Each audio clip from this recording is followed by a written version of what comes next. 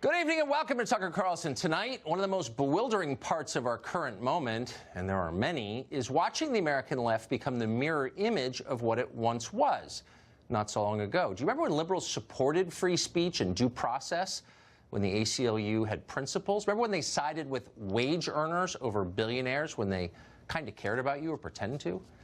Seems like about 100 years ago. Liberals also, by the way, used to care about the environment, not the politicized abstract stuff like climate policy, but the actual physical environment of America, our land and our water and our trees, even our sidewalks.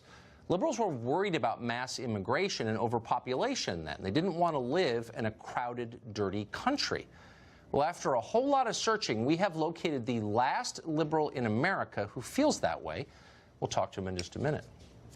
But first tonight, speaking of liberals, they are thrilled by the Mueller investigation these days. It seems like all upside to them.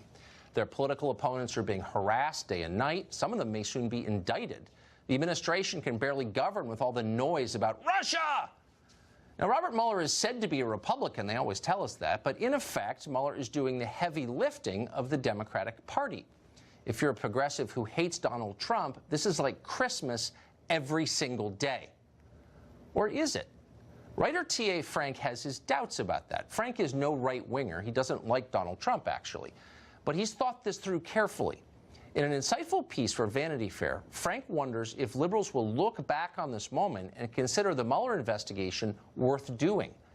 In response to criticism from the left, for example, Frank notes, quote, Trump's White House has pursued what is arguably the harshest set of policies toward Russia since the fall of communism. That's hardly something to celebrate.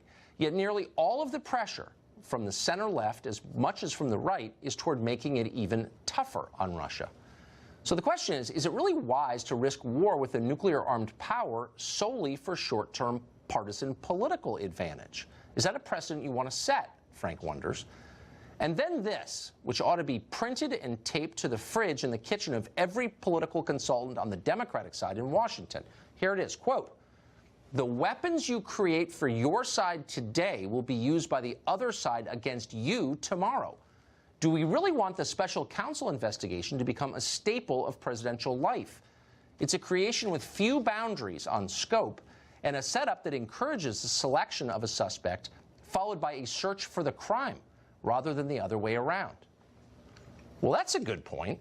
Democrats are now telling us that Robert Mueller is somehow above the reach of government. Any executive branch oversight of his investigation qualifies, they tell us, as an impeachable offense. In their view, Mueller is something like a God prosecutor, accountable only to himself. But the question is, will Democrats be comfortable with that standard when the next independent counsel investigates the next Democratic president? And more to the point, whatever happened to representative government? Shouldn't all federal employees answer to elected officials who in turn answer to voters? That's what representative government is. Well, not anymore. In the name of defending democracy, the left is weakening democracy. Democrats don't seem to understand that now. They're having too much fun watching their enemies suffer. But they will understand it, and likely they'll deeply regret it.